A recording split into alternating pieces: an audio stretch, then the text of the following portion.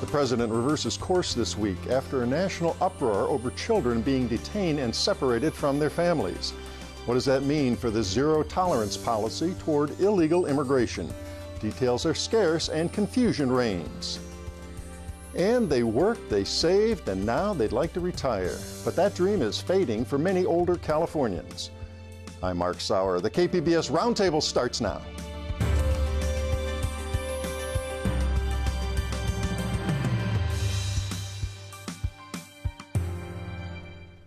Welcome to our discussion of the week's top stories. I'm Mark Sauer, and joining me at the KPBS Roundtable today, Michael Smolens, columnist for the San Diego Union-Tribune, Jean Guerrero, Fronteras reporter for KPBS, investigative reporter Amitha Sharma of KPBS News, and Maya Sri Krishnan, who covers immigration for Voice of San Diego. Well, the nation's conscience was assaulted this week by images and audio of kids separated from parents, kids in cages, youngsters sobbing, taken away from their parents.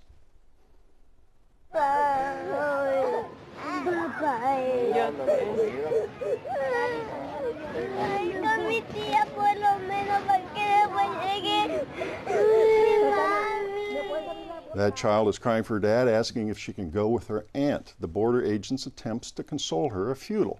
In the end, Donald Trump and immigration hardliners in his administration were forced to back down. But, Jean, the confusion hardly ends there. Trump's latest executive order really doesn't settle everything, does it? Right.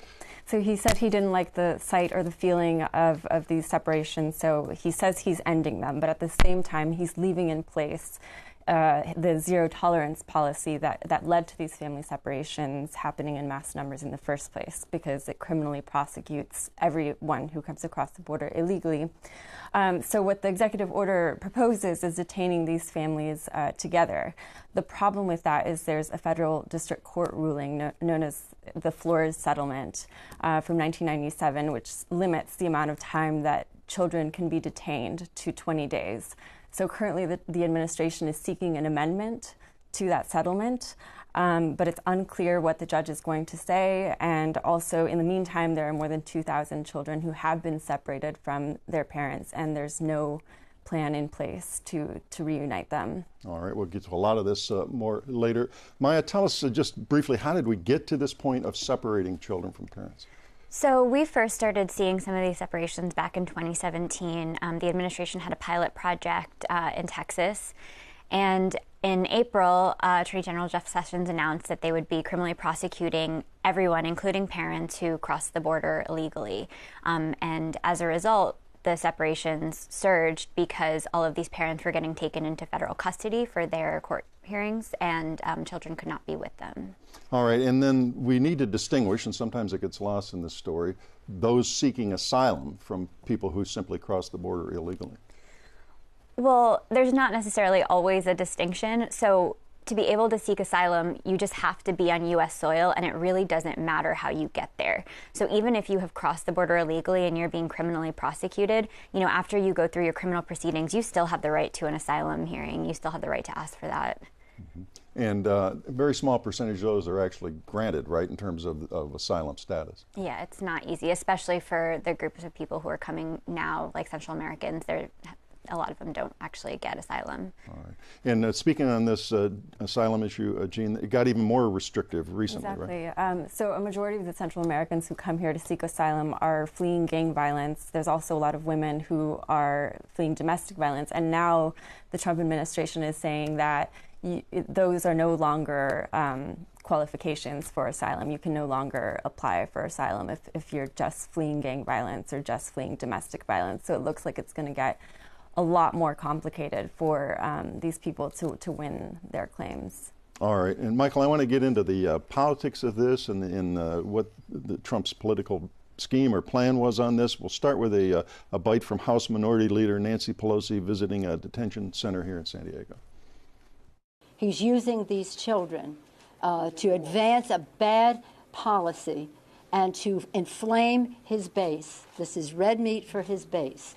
But I think he underestimates the dignity of his base when he says, I can go to the most extreme place at the border, and that extreme place is taking children away from their parents. That's not the American way.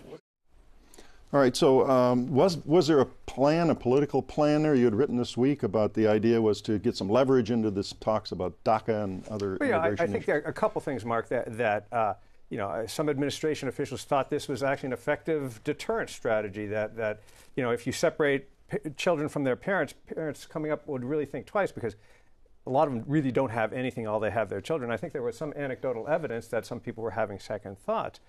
The larger picture was to get his wall and other restrictions on legal immigration, frankly, and he tried to do this with the DACA recipients, and that hasn't gone anywhere.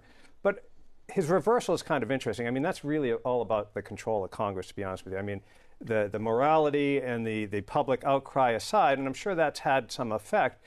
But the key thing to me was when not the ministers and the religious people and even some of his supporters, but it was when the National Republican Congressional Committee came out before even a lot of politicians said, you got to do something about that. They're not concerned about policy. They're concerned about politics.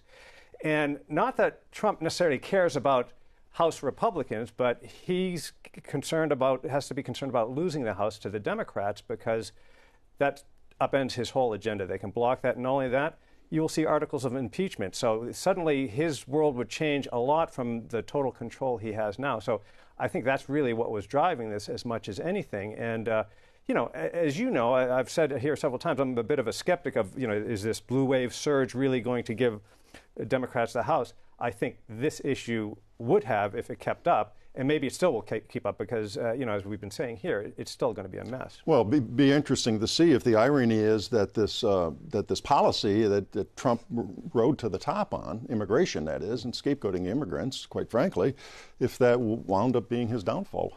Well, it would be an irony to that, but you or Pelosi, I guess, was saying that he just thought he could go as far as he wanted, and he's got some very extreme people advising him, and there's a certain policy that somehow they sort of lose some perspective of politics and swing districts, quite frankly, because they know how to, as Pelosi said, inflame their base, and that's who Trump always plays to, and that's worked for him to a large degree. But I think he's concerned about this now. 58% of Republicans support this policy of separating children from their parents at the border. So, I mean, again, among his base, it doesn't seem to be hurting him. Yeah. Well, you alluded to this. Trump's chief of staff, John Kelly, talked about children will be taken care of, put into foster care, whatever. He had already talked earlier about this as a deterrence, as you noted. Trump associate Corey Lewandowski this week on television was marking a child with Down syndrome taken away from a parent. Again, you think they're surprised that this is kind of backfiring? Oh, I'm sure some are, because they like I said, that this worked along the way. But I don't know if he's got a lot of real political people advising him. He's got some real true believers, but ultimately, all the people surrounding him, people want certain folks fired. I mean, he knows what he's doing and knows the hot buttons that he's trying to push. Like I said, I think that it all comes down to what it means to Trump, and I think that he realized that if they lose the House, that he's in big trouble. Okay. Now, Gene, you toured a youth migrant detention facility in El Cajon over the week. Tell us what you saw there. Who's housed there, or what are the conditions? So it's called Casa San Diego. It's in El Cajon. It houses 65 boys. It's an all-boys facility, ages 6 to 17. It was a very controlled tour. We couldn't bring in any kind of audio or video recording equipment. We were not allowed to speak to any of the children, couldn't interview any of them. But we were able to see them, in classrooms, reading, engaging with the teachers outside. There's this small blacktop area kind of sandwiched between the two main buildings where they get to play soccer. And so we saw them playing. But it was really hard to get a sense for their real emotional state because of the fact that we couldn't speak to them or to get their firsthand experience. I saw some of the drawings on the walls of the bedrooms that kind of spoke to that, the little quotations like, when you're sad, remember that God loves you. So, but again, it was just hard to get a sense, and 10% of these boys had been separated from their parents, and we wanted to find out how that had changed operations for the shelter. Because, it looked like the shelter was run by people who cared about these kids. But the thing is that they are dealing with this massive increase of children who've been separated from their parents. So they not only have to deal with the traumas of these children fleeing gang violence at home, but also on top of that, not knowing where their parents are and not being able to communicate with them. So, Jean, you went to a boys' shelter. There's been so much talk nationally about where are the girls, where are they being housed. Have you heard of any places within San Diego where girls are being kept? There are also girls' shelters run by Southwest Key, the same nonprofit that ran the one that I visited in San Diego. And I've asked to be allowed into one of them in Chula Vista, but so far they're saying nope, and it's pretty much the response that they're giving all journalists. You can't see the girls, you can't see the girls. I don't know why that is, but they're just very concerned about the privacy of the children, and so that's kind of why these tours have been very controlled, but nobody's been able to see the girls. All right, Michael? Well, you know, the shelters have been a source of the public outcry. The images, you know, we've seen the kids under the foil blankets and the crying that we just heard. But then there's some other shelters which there's been legal action, and some of the affidavits that have come out have made it really sort of astounding what's going on there in the Shenandoah Valley and I think in Texas, where these kids have had problems mostly, I think, at previous shelters and have moved. And I'm not necessarily saying they're troubled kids, but they've been handcuffed, chained to and bound to chairs. In some cases, there were reports of hoods being put over these kids and drugged to keep them under control. I mean, it sounds like Abu Ghraib comes to the United States in the Shenandoah Valley. That just, on top of everything else, I think really inflamed things. So they really had to do something. You know, one of the questions is, how long is our attention span? It's not very long. Trump signs this thing, which he didn't have to sign. He could have made a phone call. Most people say this executive order was sort of an empty thing. But now we said, okay, well, as a public, is that over? You know, do we start moving on to other things? So that remains to be seen whether this keeps in the public eye, because as the folks here have been saying, that this isn't going to be resolved anytime soon in terms of the separation. I also think that we need to kind of pay attention to what happens next, because family detention hasn't exactly been proven to be a great solution either, and there's a huge shortage of it. And one of the things that the Attorney General is asking for in amending the Flores Agreement that puts these limitations is that these facilities no longer have to comply with state standards for child care facilities. And part of the reason why there's like a lot of disparity between the different shelters is because of state standards as well. So a lot of the problematic shelters are in like certain states, whereas other states have like more oversight and higher standards and things like that. And these 2,300 children that are still separated, we're talking about, I know that number is an estimate and all. Are they tracking these? Are they going to be reunited sooner or later? Or what's the story there? We don't really know. So there doesn't really seem to be a system in place to reunify families. And what's happening is that we've seen a lot of anecdotes come out about parents who've been deported and their children remain in the U.S. And essentially what happens is when these children are separated from their parents, the government treats them as though they are unaccompanied minors and they came here alone. And so they start an entirely separate legal procedure. And it's difficult. And my understanding is that even to get the child back, sometimes they have to have things from their parents or family members in their home country, which are difficult to get. Like they need to fax them letters and get birth certificates and all these things. And when you're poor and living in a really rural area in Guatemala, it's not necessarily the easiest thing to do. Well, I think there's a big worry that these kids are not going to be reunited, some of them at least, or maybe many of them won't be reunited with their parents. The Texas Civil Rights Project is representing 300 parents, and so far they've only been able to track down 2 children, and the government has not allowed the parents to have a phone conversation with the children and has not even offered information on where those children are, except to say that, yes, they are within government custody. There's another lawyer who represents more than 24 parents, and she hasn't been able to find one child. So a lot depends on how much cooperation is being given by the government.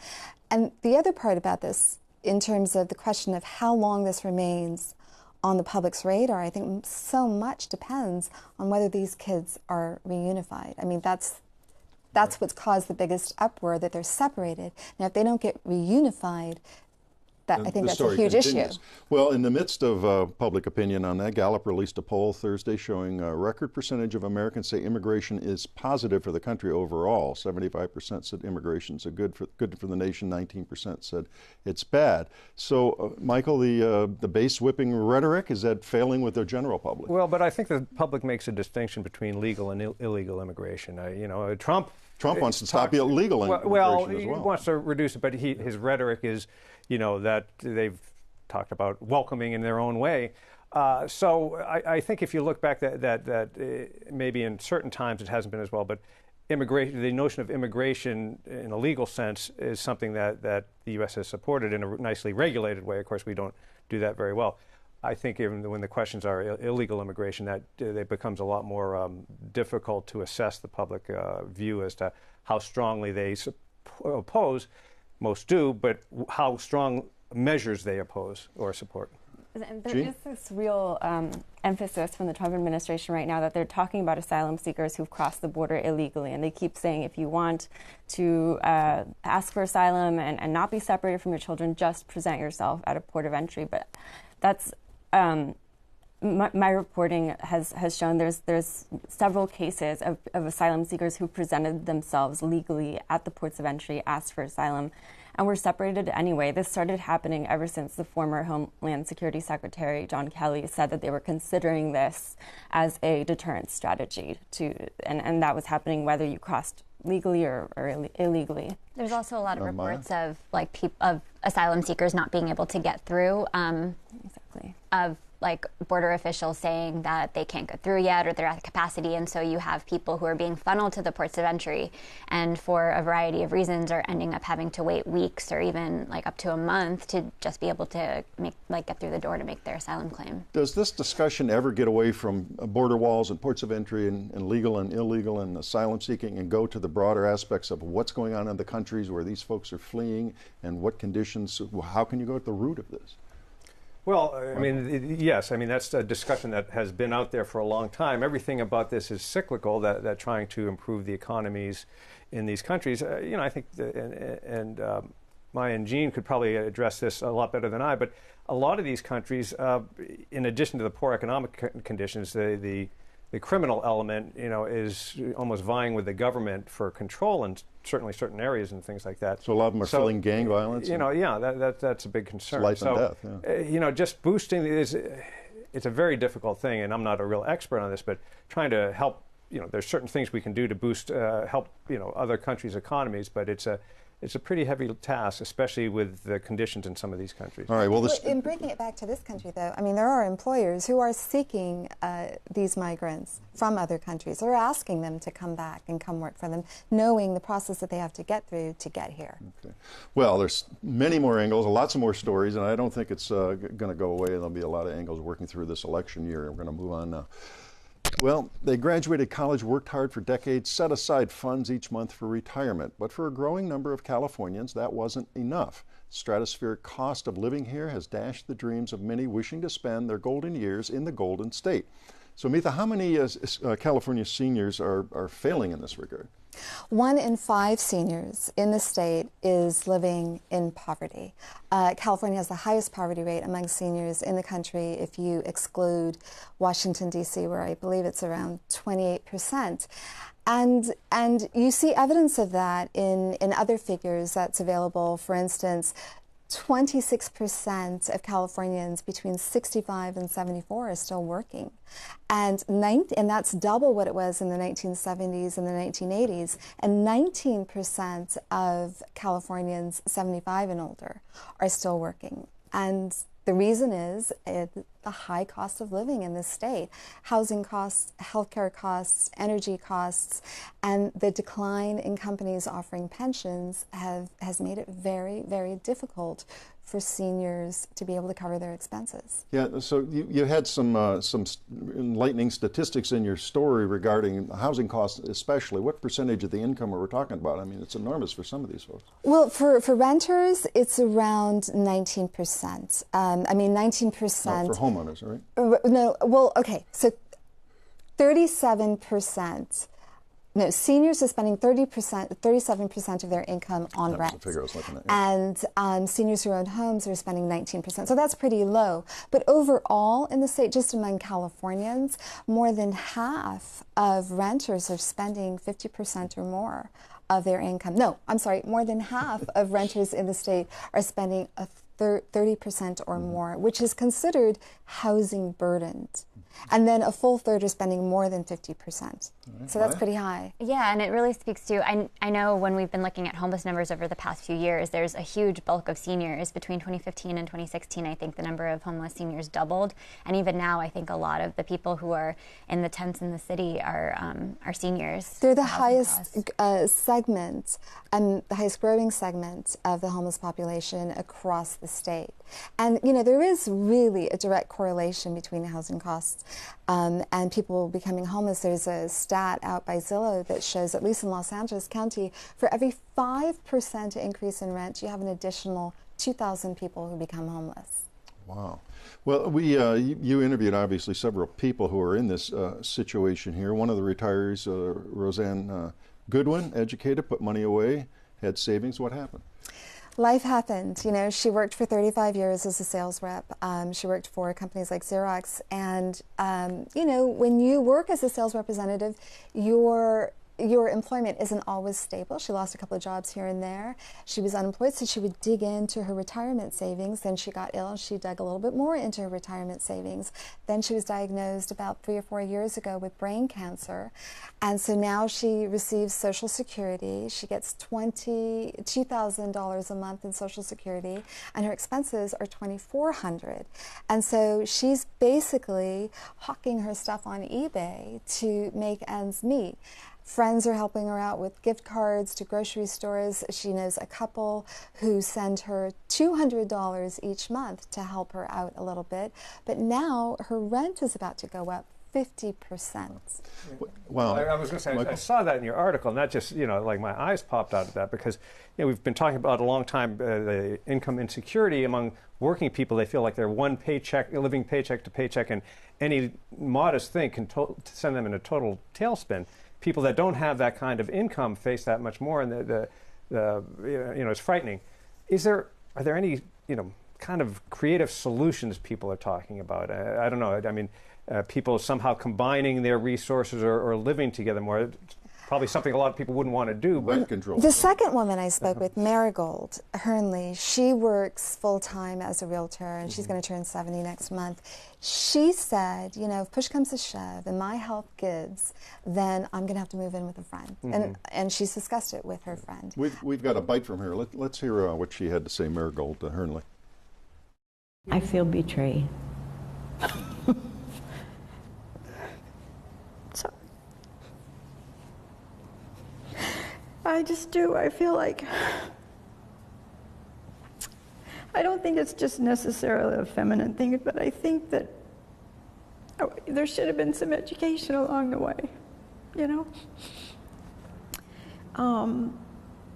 Everybody's afraid of growing old, so nobody ever talks about these things. And we were expected to get married, and that was going to solve all our problems. And in my case, it just didn't happen. So in the case of Marigold, I asked her, that was a response to my question of, you know, what did you envision for retirement? She said, I wanted to have dinner parties, spend time with friends, you know, tend to my garden. And then I said, how did it turn out? She said, well, you can see. And then I said, now how do you feel about that? And she said, I feel betrayed. And that's where that came from. So as I said, so she said that, you know, if things don't work out, she'll move in with friends. In the case of Roseanne Goodwin, her apartment building was just bought by another company. She plans to go speak to them today, in fact, to explain her situation. Her brain cancer has come back. She was clean for about 3 years, and so she has to have surgery. So she's asking for a little bit of mercy from her landlord, and we'll see how that turns out. We only have a short time left, but I wanted to get to the whole idea. This isn't just seniors. I mean, it's you've done another story recently on it's hitting all Californians of all ages. Well, I spoke with a woman, Charlene Holkenbrink-Monk, who tracks her expenses. She and her husband have 2 children. They bring in $4,200 a month. Her rent has gone up $400 in the past 4 years. It's about to go up another $100. She's spending more than half of her income on rent and after food and clothing and other, repairs. She said she's down $10 each month. Her goal is to set aside $100 each month, but she's always short about $10. And she says people should get more angry about this. Things are too expensive, and a lot of people can't afford it. Well, she touched on an issue that Mary Gold touched upon, that we're not having these conversations about finances because there's embarrassment. People don't want to admit that they can't quite bring it all together. But we need to have these conversations, and both women said, there's a strength in numbers. If we talk about it, then maybe we all get together and say, no, we're not going to pay that rental increase. Yeah, so things like rent control and other things that could happen here. And of course, it's election year. Maybe immigration will slide aside, and we'll see this topic. The key thing there comes down to housing. I mean, that's been a problem for every adult age group almost, and whether renters or homeowners. And we're just never going to be able to build enough housing given a lot of the concerns of local people. And we're out of time. We are out of time, but we will get into that more as we go. Later. It does wrap up another week of stories at the KPBS Roundtable. I'd like to thank my guests, Michael Smolens of the Union Tribune, Jean Guerrero of KPBS News, Amitha Sharma, also of KPBS, and Maya Sri Krishnan, who covers immigration for Voice of San Diego. And a reminder, all the stories we discussed today are available on our website, kpbs.org. I'm Mark Sauer. Thanks for joining us on the Roundtable.